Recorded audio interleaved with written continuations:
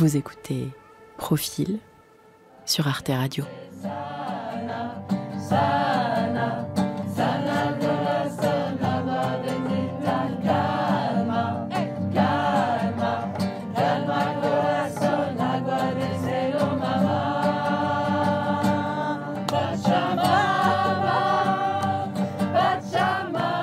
Parmi ces voix à l'unisson qui ne forment qu'un corps céleste, il y a la mienne.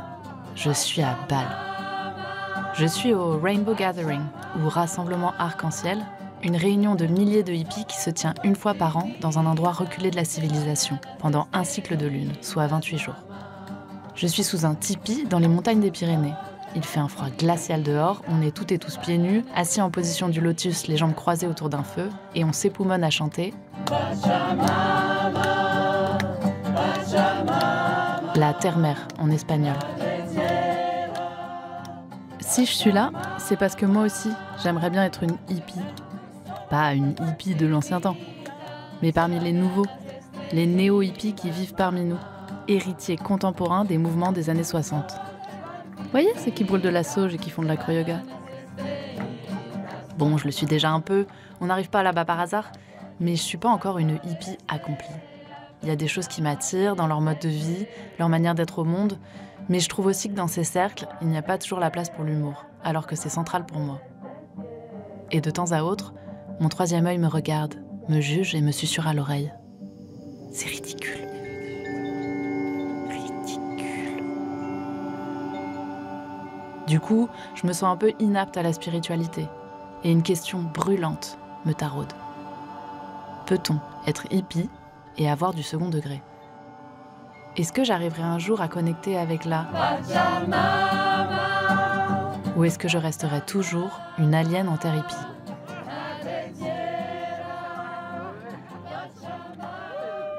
Pour poursuivre mon évolution Pokémon vers le hippie suprême et comprendre si oui ou non je pourrais l'atteindre, j'ai décidé d'entreprendre un voyage.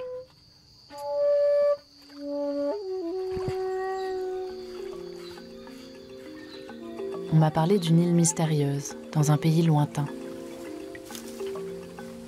On dit que, derrière les feuilles de bananier, on y voit des rituels étranges, pratiqués par des hommes et des femmes à moitié nus, ou vêtus de lin ocre, les cheveux oints d'huile de coco, du verbe oindre.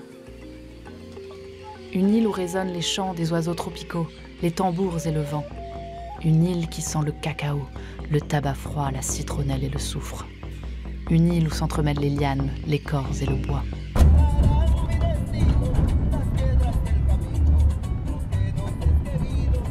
¿Por qué hay 9 sobre el volcán? Y hay todo el tiempo 9. J'entreprends un long périple à travers le Costa Rica puis le Nicaragua et me retrouve dans un ferry sur le lac de Cocibolca qui m'emmène à Ometepe, une île en forme de signe infini ou de cacahuète, où deux volcans majestueux se font face. Je suis dans le taxi qui me mène chez mon amie Josie, une amie de longue date que je n'ai pas vue depuis longtemps et qui s'est installée ici. Elle m'a invitée chez elle. Alors bienvenue, bienvenido, sur l'île aux hippies.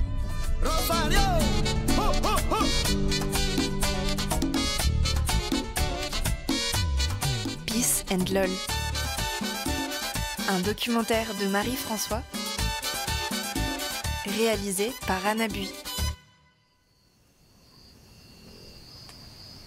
T'avoues que j'étais pas une chochotte et que c'était le plus gros cafard que t'aies jamais vu? C'était le plus gros cafard que j'ai jamais vu de ma vie.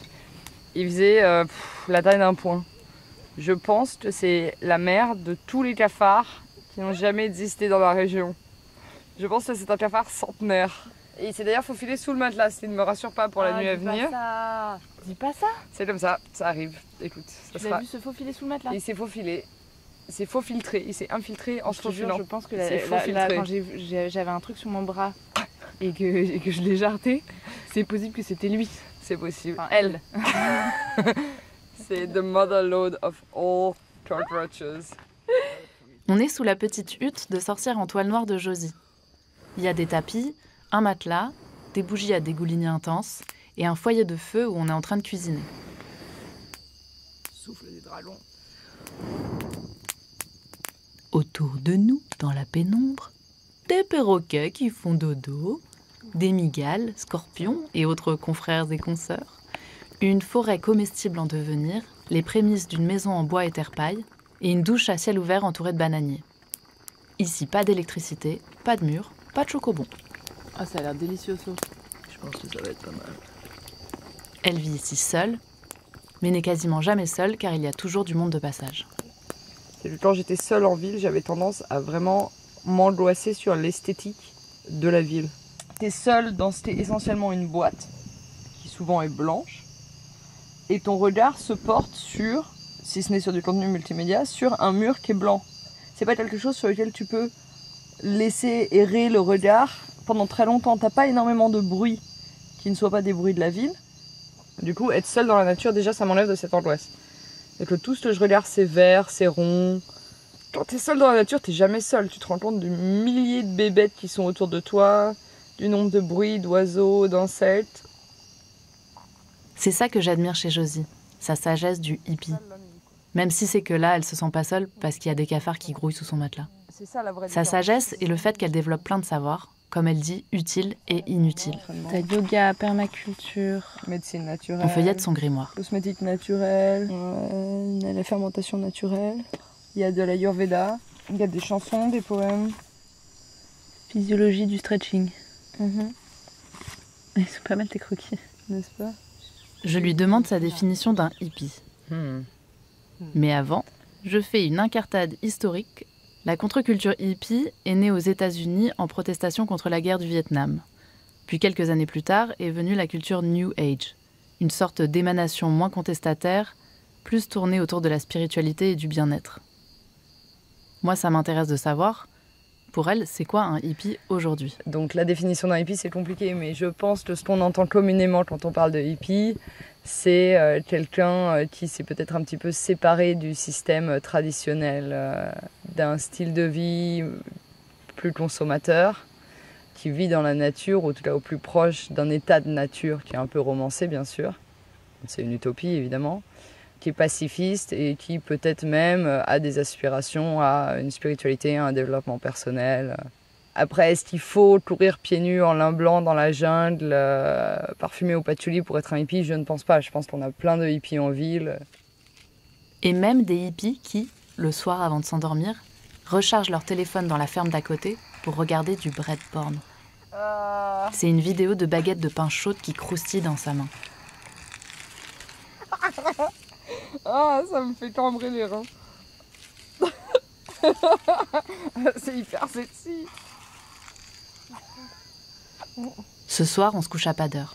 21h11, on est fou. Et au petit matin, quand les premières lueurs du soleil poignent,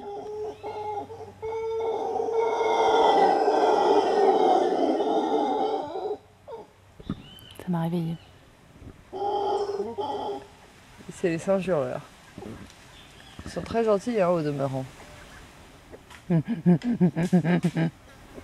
l'autre, mais elle est tout petit, son bébé est carrément dans ses bras. Il peut même pas s'agripper sur son dos tellement il est petit. Il est encore tout blanc, tout grisâtre. Mais assez chillé dans le lit, en regardant les bébés singes. J'aime trop. Parce que cette semaine, on a un programme chargé. Tous les matins, on se lève à 6h pour arroser les plantes. J'aime bien prendre une minute pour me souvenir d'où viennent tous ces ingrédients. On fait des rituels. Merci pour le fermier qui a fait le poivron et les oignons. Des travaux. On cuisine. Ce qui est bien, c'est d'avoir un peu de la tige. Citronnelle. Et pourquoi pas, en fait, faire le singe? On refait le monde à la lueur de la bougie. Pourquoi pas être tous ensemble à faire les singes?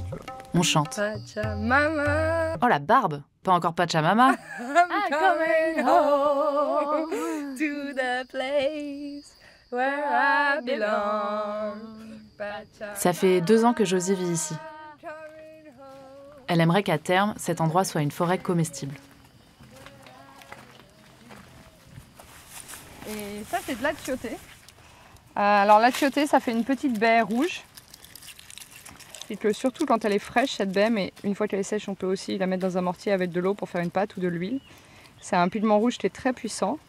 Donc ça fait du rouge à lèvres naturel ou des peintures de lierre absolument fantastiques. Pour les célébrations, c'est absolument Superbe. Là, ce que vous venez d'entendre. Vous l'avez peut-être déjà remarqué, c'est un accent bourge. Car oui, Josie a un passé sombre. On dirait pas quand on la voit comme ça avec ses mains terreuses. Mais en fait, elle vient de Versailles.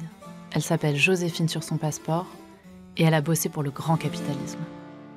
Elle est lucide et s'autoqualifie de bourge en rédemption. C'est ce trentenaire qui est né dans une famille très bourgeoise, en général assez aisée financièrement. Je sens que je vous dois une confession. C'est le moment où je perds 50% des auditeuristes, mais pas le choix, faut que je me situe. Moi aussi, je suis une grosse bourge. Je grandis dans une ville pas loin de Versailles. Je travaille à un moment dans la pub pour vendre des sodas à des enfants en descente de glutamate et j'ai une collection de tongs de thalasso. Je fais donc partie de ces bourges qui peuvent se payer un billet pour le Nicaragua, qui ont un bilan carbone de la taille du 6e continent et qui tout d'un coup a une révélation, soit à cause d'un burn-out, d'une dépression, d'un deuil ou simplement une révélation des psychédéliques, enfin toutes sortes d'éléments déclencheurs qui a amené donc ce bourgeois à faire une espèce de changement de vie, comme une crise de la quarantaine anticipée, et où tout d'un coup il a tout plaqué, il a démissionné son travail et il est parti voyager, et à force il a déconstruit certaines normes sociales. En tout cas, la majeure partie des gens qui m'entourent ne sont pas des bourgeois en rédemption, mais c'est vrai que ça constitue une certaine proportion.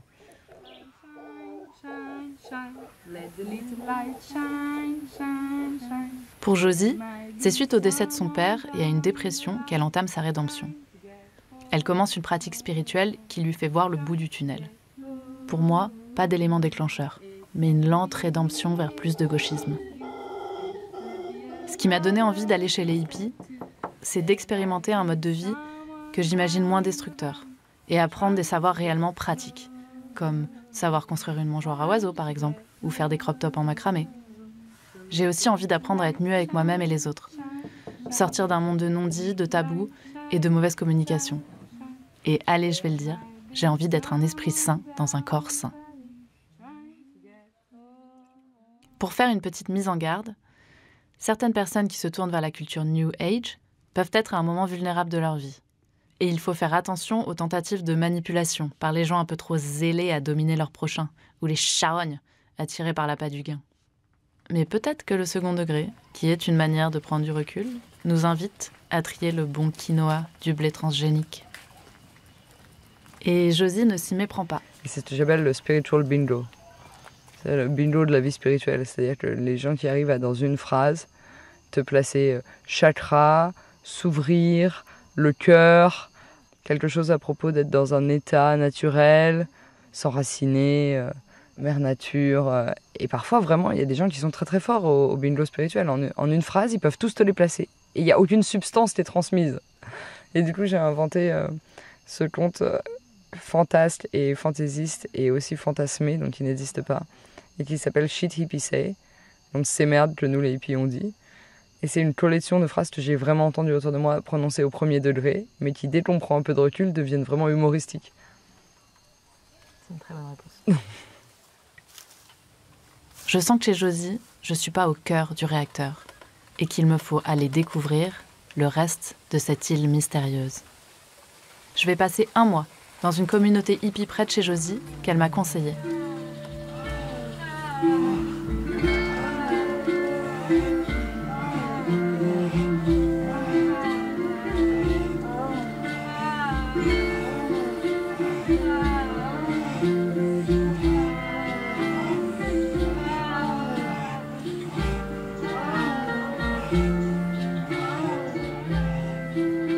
Une orgie tantrique sous flûte de Pan. Non, en réalité, c'est un atelier pour relâcher ses traumas, qui s'appelle Breathwork. C'est une forme de méditation par la respiration qui consiste à hyperventiler en continu pendant 1 heure. Les personnes autour de moi revisitent des souvenirs du passé et vivent des expériences intenses, faites de pleurs, cris, orgasmes. Moi, j'arrive pas à ressentir des trucs de dingo. Certes, à ce moment-là, des larmes coulent sur mon visage et mes poings sont recroquevillés comme des petites pinces de crabe. Mais je me dis que c'est le manque d'oxygène et je ne relie ça à aucune pensée particulière. Est-ce que je n'ai pas réussi à lâcher prise à cause d'une carapace trop épaisse ? À la fin, je me demande si quelque chose a changé en moi.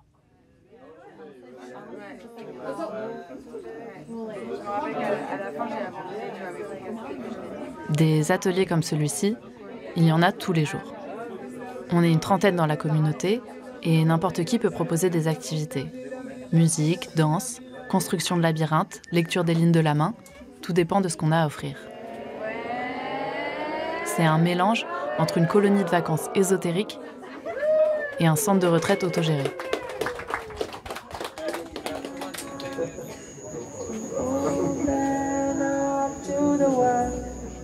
Tous les matins, on commence avec un cercle de parole pour savoir comment tout le monde se sent. Et tous les vendredis, c'est le moment de la cérémonie du cacao. On boit le breuvage sacré et on laisse parler nos corps.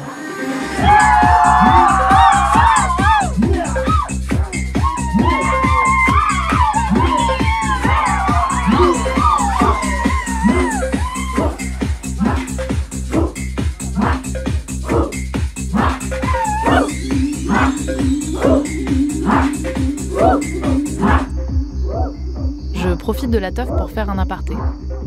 Je vous ai dit que je vivais dans une communauté, mais je paye mon séjour. C'est entre 0 et 15 $ la nuit selon l'implication et le temps qu'on reste, et l'argent revient à 2 personnes qui possèdent et gèrent ce lieu. Sur cette île de cultivateurs nicaraguayens, les néo-hippies installés ici, majoritairement des blancs occidentaux, ont fait fleurir un tourisme autour du soin, à base de cérémonies, yoga et éco-construction. Certains et certaines proposent aussi des cours ou des formations en ligne à distance pour leur communauté plus internationale. Le tout pour pouvoir maintenir un niveau de vie, même frugal, et recomposer une économie, une société en dehors des institutions du pays. Et puis sur cette île, un peu comme avec la gentrification en France, les terres acquises sont souvent moins abordables pour les locaux. Fermeture officielle de l'aparté. Retour à la vida loca.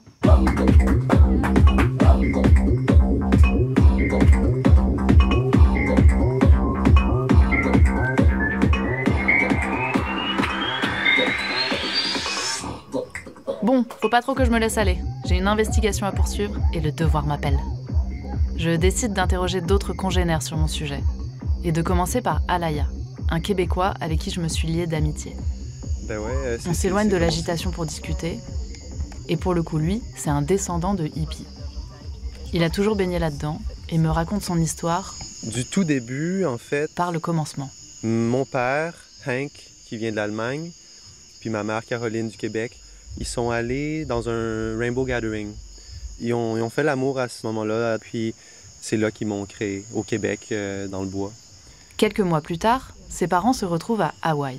Ma mère, dans la même journée qu'elle a accouché, est allée dans l'océan nager un peu, puis elle a été prise par le courant, puis il y a des dauphins qui sont venus la voir, puis qui ont comme connecté avec elle, puis comme touché son ventre, puis elle a senti une connexion de moi, puis le dauphin.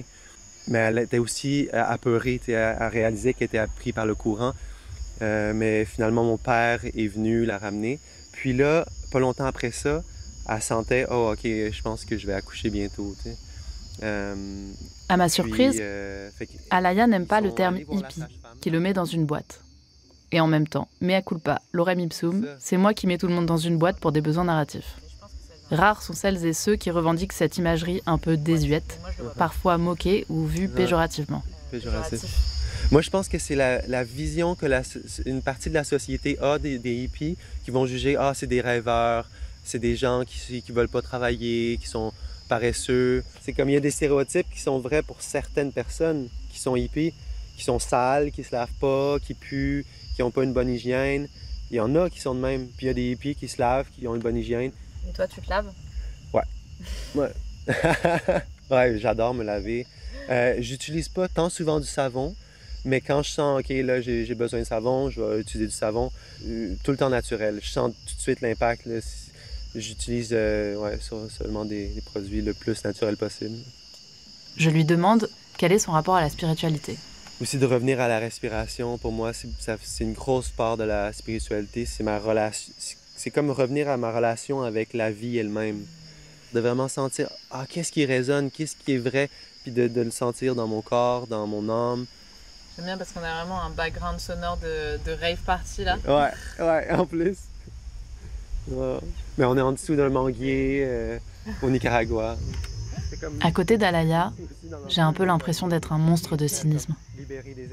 Déjà, c'est peut-être un peu culturel vu qu'en France on est biberonné à l'ironie, mais il n'y a pas que ça. Ça me donne envie. Il a l'air si apaisé. Et en comparaison, j'ai l'air d'être si anxieuse. Est-ce que développer mon côté spirituel me ferait goûter à ce nectar ? En tout cas, je m'amuse bien avec mes copaines néo-hippies. Et puis, je commence à voir le pouvoir transformateur de ce genre de communauté. Par exemple, lors d'une session de tantra, on nous demande de répondre à une question qui ne va pas par quatre chemins. Quel est votre plus grand traumatisme ? C'est au tour de la personne à ma droite. Et sans broncher, elle parle des abus qu'elle a subis dans son enfance par son père et d'autres hommes. Pas une larme, pas un trémolo dans la voix. C'est comme si elle avait déjà tout digéré, qu'elle avait tellement travaillé dessus que ce n'était plus un traumatisme à vivre. Ça faisait juste partie de son histoire. Ça m'a donné envie de moi aussi être un peu courageuse et déterrer les rats sous le tapis. Une autre fois, je participe à un cercle de femmes où on parle depuis notre yoni, notre vulve en sanskrit, notre teuch en français. Chacune notre tour, si on le sent, on va au centre du cercle et on parle à la première personne. Mais comme si on portait la voix de notre yoni. C'est impressionnant à quel point chacune, avec son histoire et dans son style, va loin dans le partage. J'aurais pu trouver ça ridicule, mais c'était beau, triste et drôle à la fois. Et j'avais jamais vécu de moment pareil.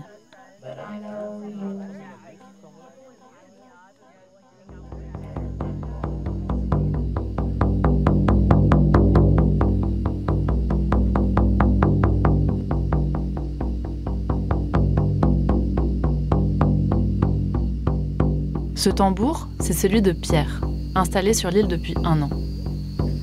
Et en fait, mon tambour, c'est un chaman qui l'a fait pour moi. Et ça représente mon animal totem, en fait. Et donc, tu l'as vu le tambour ou pas ?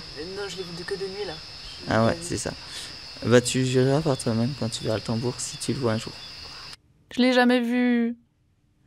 À 16 ans, quand je buvais des bouteilles de vodka en scred pour aller en boîte, Pierre, lui, fait sa première cérémonie d'ayahuasca avec ses parents, ce que je trouve mi-stylé, mi-flippant.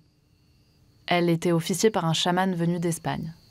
Il commence à suivre son enseignement et se connecter au monde énergétique. C'est qu'à un moment donné, j'étais parti pendant 4 mois en Amérique centrale. Il devient apprenti chaman. J'ai commencé à découvrir, à apprendre sur d'autres plantes aussi. Parce que avant, j'étais genre tabac, ayahuasca, et puis râpé, des choses comme ça, mais... Alors, point info pour vous donner des billes. Le râpé, c'est pas de l'emmental ou du gruyère. C'est un mélange de cendres, tabac et plantes médicinales qu'on injecte à haute pression dans le nez. Et l'ayahuasca, c'est une décoction psychédélique à base de lianes et de plantes qui fait atteindre d'autres niveaux de conscience. Il y avait plein de choses que je n'avais pas explorées. Et là, je suis allé au Guatemala et j'ai rencontré un chaman qui était très très bon avec le cacao.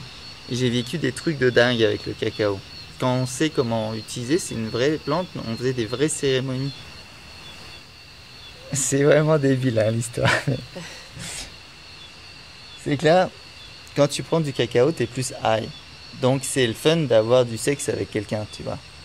Et l'affaire, c'est que mon chaman, lui, jamais tu prends une plante médecine et tu mélanges ton énergie avec quelqu'un. C'est genre une règle absolue. Et donc, le truc, c'est que moi, je lui ai ramené le cacao et je lui ai dit, waouh, le cacao avant d'avoir du sexe, c'est cool, tu vois. Et là, il l'a trop mal pris, mais genre, mal pris. Il était genre, quoi ? T'as du sexe alors que tu prends des plantes, mais tu vois, c'est n'importe quoi, t'as rien compris. T'es vraiment indigne, je veux plus te voir. Et genre, il m'a fait une crise de fou et je l'ai pris trop dans la face. Donc, vu que j'ai décidé de toute façon surrender to the universe, de toute façon, I surrender to the universe. C'est ainsi que Pierre a décidé de s'en remettre à l'univers. Je lui fais part de mes doutes sur le second degré et la spiritualité. Je sais pas comment dire, j'ai l'impression que j'arriverai pas de temps en temps à dire ce que d'autres personnes arrivent à dire plus naturellement, de connecter aux esprits ou quoi. C'est parce que tu dois pas dire la même chose que les autres. Chacun est libre de dire ce qu'il veut. Il y en a qui peut bien dire qu'il vole avec des esprits comme ça, ils se baladent. Et toi, t'as ta propre vérité. Tu sens vraiment toi ce que t'as, toi, envie de partager. Ça me pose la question de si je devais dire des trucs, non pas par mimétisme, comme ça peut être le cas de temps en temps, mais qui reflèteraient vraiment mes croyances, qu'est-ce que je dirais? Je sais pas, ouais, genre le dogme du choc à pic sacré, le baptême du pédiluve. C'est mon mot préféré, pédiluve. Pour revenir à Pierre, s'il s'est fait virer du chemin de devenir chaman, c'est que l'univers avait d'autres plans pour lui. Celui de partir loin, dans le métaverse. Et je plonge dans la technologie, sur un aspect plus métaverse, que je travaille sur les NFT. Par exemple, faire 12 dessins d'une super belle cabane tout en bambou, méga genre futuriste. Et en fait, quand on les a tous vendus, on a de l'argent pour fabriquer. Ne sommes-nous pas tous des brebis un peu dissonantes? Un mois de loyer en revenu passif par an. Et en fait, on va le faire aussi pour des business. Parce qu'il y a une grosse opportunité. Je vais faire des œuvres futuristes, super belles et super design de projets liés à la spiruline. Et en fait, ceux qui l'achètent, ils vont avoir un pourcentage des profits de l'entreprise. Les milliardaires masculinistes fragiles n'étaient pas encore en total roue libre salut nazi à ce moment-là. Nous, en fait, ce qu'on veut faire, c'est travailler à promouvoir un futur plutôt utopique aussi, parce qu'on peut aussi imaginer le mieux pour notre monde. Quasiment faire un métaverse, c'est-à-dire avoir, en gros, sur le web, il y aura une map. C'est une map de l'île mystérieuse. J'ai mis du temps à comprendre tous les éléments. Mais pour résumer, Pierre veut prendre l'argent où il est, dans le monde de la tech, pour le réinjecter chez les hippies et promouvoir un futur utopique. Et fun fact, c'est un peu comme ça qu'est née la vallée de la Silicone. Et en fait, moi, j'ai été embauché pour être le directeur général de ce projet-là et faire la proof of concept. Et on veut lever 700 000 $. Et ouais, j'ai pas dit que c'était l'île aux hippies anticapitaliste.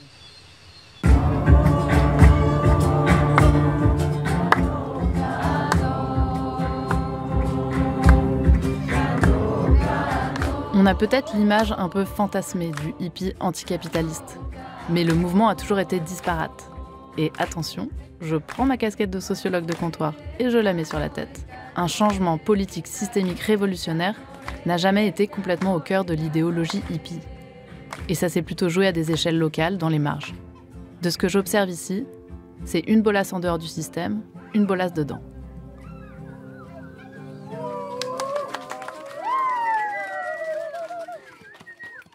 Je continue mon exploration de privilégiés en quête d'expérience et de frissons sous les tropiques.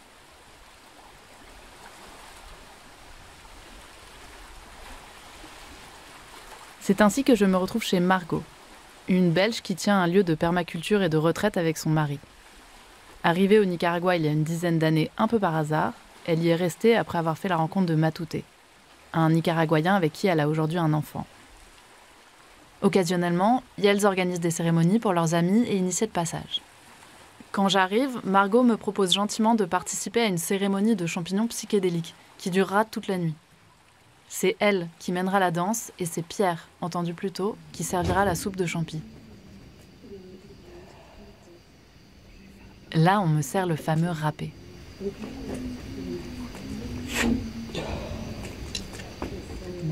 Ça me met dans l'instant présent. Et ça décongestionne mes sinus. En fait, le râpé, c'est le stérimar du hippie. La soupe. Plus de soupe. Attention, pas trop de soupe. Violet, jaune carré, des zigouigouis, des cacahuètes, des tunnels, des parallélépipèdes. Mon pouvoir créateur est infini.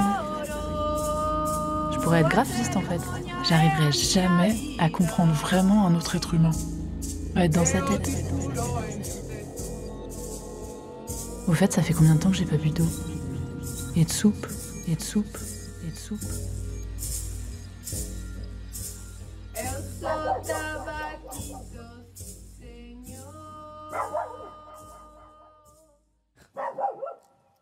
Ocho. Je retrouve Margot le lendemain. Pocho. Pocho. La première question que je lui pose, c'est pourquoi elle s'appelle la comtesse aux pieds nus sur Instagram. Et ouais, désolée de vous décevoir, mais comme dirait un magazine People, ils sont comme nous. Ils ont Instagram. Vous avez cru que c'était des Amish. Parce qu'il y a ce film de Hollywood avec Ava Gardner, un vieux film de Hollywood qui s'appelle La comtesse aux pieds nus. Elle me dit que son nom Insta, c'est en hommage à sa grand-mère. Mais elle a jamais vu le film et toute sa vie, elle a dit « Je suis la comtesse aux pieds nus » parce qu'elle allait à Saint-Tropez avec son mari et elle dansait sur le sable à pieds nus. On l'aura compris, Margot est aussi une bourge en rédemption. Et donc, elle a eu 3 maris et donc chaque fois, elle passait à un mari un peu plus riche et un peu plus connu, ou je sais pas. Enfin, son dernier mari, c'était un peintre assez connu, aristocrate. Et donc, on est tous comtes, comtesses. Enfin, moi plus, vu que je me suis mariée, donc la femme perd son titre, lol. Et donc, mais bon, j'ai quand même lissé le truc comtesse parce que c'est de là que je viens, tu vois. Genre, j'ai été élevée, pas les coudes sur la table, nanana. Toujours été la hippie de la famille, le mouton noir, la folle. Margot a plein de projets sur le feu. Elle développe par exemple une école alternative sur son lieu et un atelier d'artisanat avec les couturières de la région. Mais elle a aussi un projet plus mystique. Après de très fortes réalisations lors de ses premières cérémonies d'ayahuasca qui lui ont permis de prendre confiance en elle, Margot est maintenant sur le chemin de peut-être devenir femme médecine, chamane dans d'autres cultures. Par contre, elle a conscience d'être une blanche, belge, qui doit redoubler d'attention quant à perpétuer ses traditions de natifs vieilles de plusieurs milliers d'années. Et elle a raison, car c'est en effet un sujet épineux, un point noir disgracieux, que l'appropriation culturelle. C'est-à-dire le fait qu'une culture dominante s'approprie les codes d'une culture marginalisée. Dans le cas des peuples indigènes, ils ont souvent été persécutés et leurs rituels, leurs savoirs ont failli disparaître. C'est pourquoi il est problématique qu'ils soient aujourd'hui dénaturés, folklorisés ou utilisés à des fins commerciales qui ne reviennent même pas aux communautés locales. Il existe même un terme pour les chamans en carton. Et ça s'appelle les chamans en plastique. Et ça vous en fait une belle jambe, voilà qu'elle est jolie. Tout ça pour dire que Margot en a conscience et j'imagine qu'elle essaie de composer avec ça. Pareil pour moi. Hey, sorry. Pour continuer sur la cérémonie de la veille, je lui dis qu'à mon grand dame, je n'ai pas eu de grandes révélations. Pour Margot, c'est normal. On vient avec plein de couches à nettoyer comme un oignon et ça prend du temps. On est tellement sceptique et on est tellement dans l'attente de quelque chose que la plante joue aussi avec nous, elle va pas nous le donner en fait. Enfin, à moins que tu aies né un enfant Bouddha incroyable et que tu es déjà comme ça, tu dois parcourir tout ce chemin pour te rendre compte de la simplicité. Alors les plantes sont des énormes alliés, mais comme l'est la discipline, comme l'est le travail, comme l'est la méditation, comme l'est le yoga, comme l'est le sport, comme l'est la bonne alimentation. Enfin, tout ça, c'est des compléments. Et puis un jour, peut-être que tu n'as plus besoin de rien, quoi. À la question « Peut-on être hippie et avoir du second degré ?», elle me dit qu'avec ses amis, elles passent leur temps à rigoler et se foutent de la gueule du monde. Mais par contre... Oui, enfin, je veux dire, il y a un sérieux à garder dans les cérémonies parce que c'est de la dévotion dans le sens que c'est un moment d'être avec soi-même, tu vois. Donc, parce qu'aussi, genre, le rire, c'est génial, c'est une super belle médecine et tout. C'est aussi une échappatoire, une distraction pour pas se sentir seul ou pas avoir de la tristesse. Des fois, les gens les plus drôles, c'est les gens les plus tristes à l'intérieur d'eux. Ouais, c'est en effet une pensée qui revient souvent. Entre le breathwork, les cercles de parole, les cérémonies de champignons, d'ayahuasca, je comprends que tout est beaucoup tourné autour de la guérison et en creux de la souffrance. En somme, pas le terrain le plus fandard. Et quand je pense au vocabulaire depuis que je suis ici, médecine, alchimiser les blessures, entrer en process, finalement tout ça, c'est du développement personnel. Comme dit Josie, le dev perso, c'est le job principal du hippie. Elle ajoute que certains deviennent carrément accros à la chasse aux ombres. Le fait d'aller toujours chercher dans des blessures antérieures, retombant dans la pensée néolibérale qu'il faut toujours se développer au lieu de se contenter à un moment de ce qu'on a. Et restez avec moi dans ce tunnel, c'est bientôt fini. Avec le dev perso, l'individu devient seul responsable de son bien-être, alors que les problèmes peuvent être collectifs. On pense aux discriminations ou aux déterminismes sociaux, et que tout le monde n'a pas les moyens de s'y adonner. Voilà, c'est fini.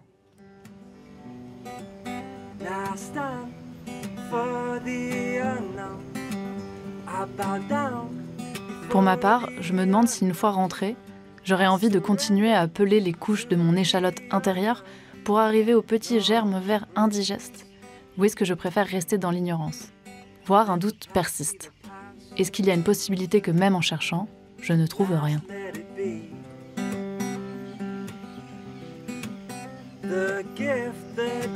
C'est la fin du périple.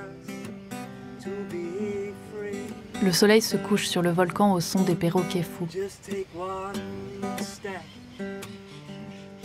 Malgré les aspects plus critiques ou caricaturaux, je sens que cet endroit a fait bouger des choses en moi.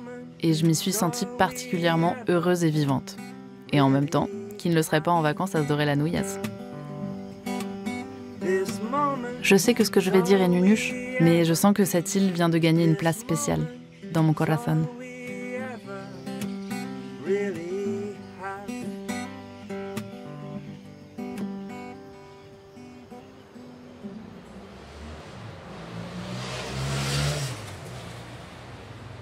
Je suis de retour en France, à Marseille.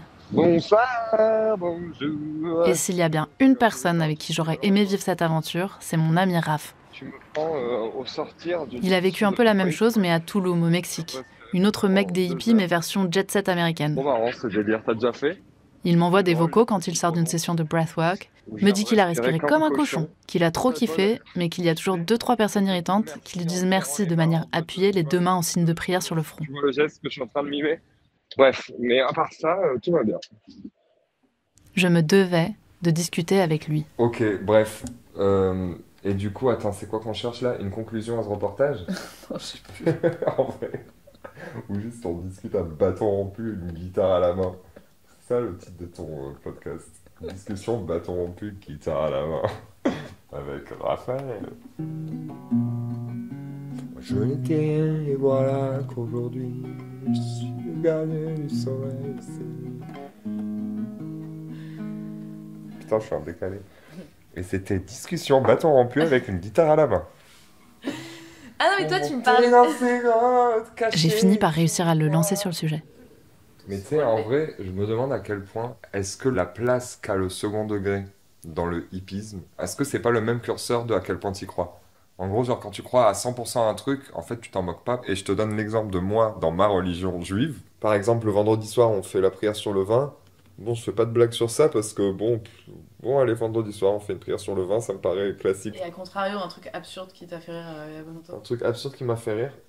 Un jour, on buvait un verre avec une autre pote juive et on était avec plein de gens pas juifs. Et on a voulu leur décrire une de nos fêtes où, en gros, tu prends une branche de palmier, tu prends une forme de citron, ça s'appelle un cédra, 2 autres plantes, j'ai oublié leur nom en français, tu les rassembles, tu les secoues, et il y a un moment où, genre, tu fais ça en tournant autour du pupitre où le mec lit la Torah.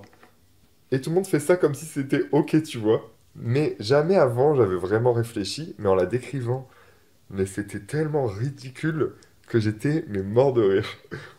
Et du coup, toi, t'as les deux. Je suis hippie et je suis religieux. Je suis ni l'un ni l'autre au final. Mais d'ailleurs, je suis hyper drôle. Parce que je suis au milieu de plein de croyances auxquelles je crois pas. C'est ça qui crée ce jeu un peu drôle entre, comme tu dis, premier degré, second degré. C'est qu'en fait, genre, tu sais pas trop parce que t'as pas la réponse. Donc à la fois, tu fais un peu, ça c'est ta partie j'y crois, et à la fois, t'en rigoles, c'est ta partie, bon, quand même, j'y crois pas trop, tu vois. Pour Raph, faire des trucs de hippie, c'est aussi un moyen de calmer ses angoisses. Parce que c'est vrai que c'est un truc que souvent les gens disent, de genre, mais en fait, c'est que des dépressifs qui finissent par se tourner vers le hippisme. Mais en fait, c'est peut-être qu'ils étaient dépressifs parce qu'ils avaient rien de hippisme. Genre, peut-être que la société est tellement aliénante qu'il y a certaines personnes qui ont besoin de se désaliéner de ça, mais c'est pas forcément négatif ou un trouble mental, ou peut-être pas, mais en tout cas, j'ai l'impression d'être né avec un besoin d'un truc transcendantal qui me décale de la réalité dans laquelle on est tous. Je pense que quand j'ai rien de spirituel dans ma vie, je sens comme une forme de manque. Parce que d'un coup, je trouve ça absurde, quoi. On se réveille, on va bosser, on gagne de l'argent, on profite et c'est fini. Et je sais toujours pas c'est quoi, mais quand je rajoute un petit truc qui va au-delà de tout ça, ça me torture moins et je suis plus apaisé. Ça rajoute une forme de magie qui, à mes yeux, rend la vie intéressante et fun. Et d'ailleurs, il ajoute que, comme le hippisme ou la religion, les blagues, finalement, c'est aussi une manière de se décaler de la réalité. Parce qu'en gros, une blague, c'est genre juste un truc classique que tu regardes différemment et ça devient drôle. Mais genre, c'est presque magique, ça. Juste, t'as changé ton regard et t'en as fait un truc trop rigolo. Donc l'humour, c'est de la magie, en fait. Est-ce qu'on peut aller jusqu'à dire que c'est spirituel ?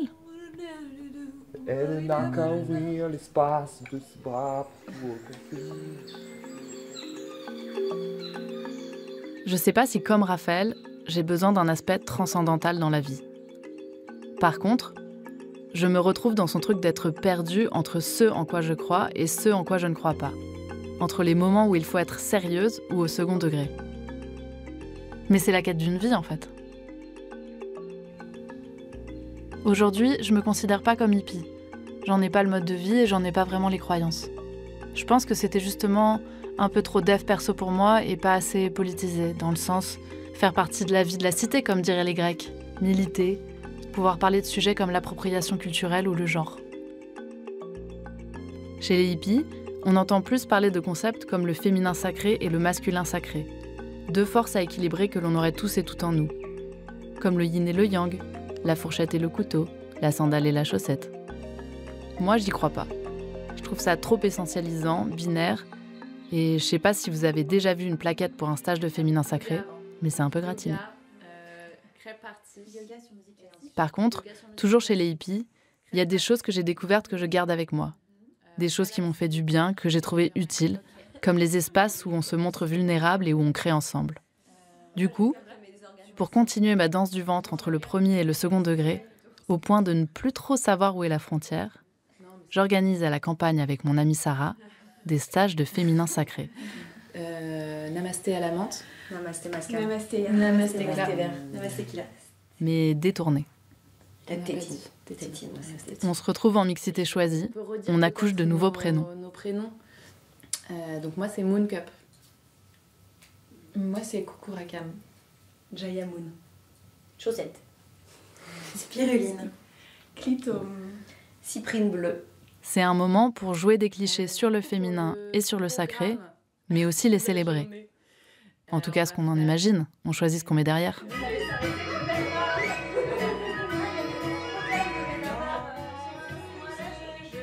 Ça devient une sorte de performance collective, à la fois ironique et sérieuse.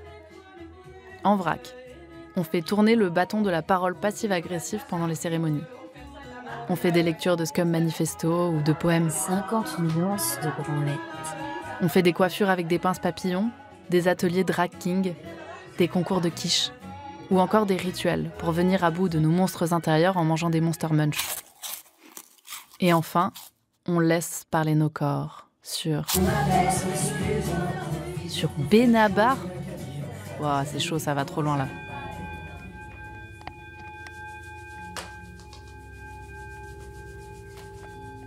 Là, on fait un massage à 12 mains au coin du feu à Clitome. Et puis, on parle aussi des choses qui nous traversent. On prend soin les unes des autres, on se soutient, on pleure. Tout est un peu mélangé et on expérimente. L'humour devient alors une porte vers l'intime, une manière de dédramatiser aussi.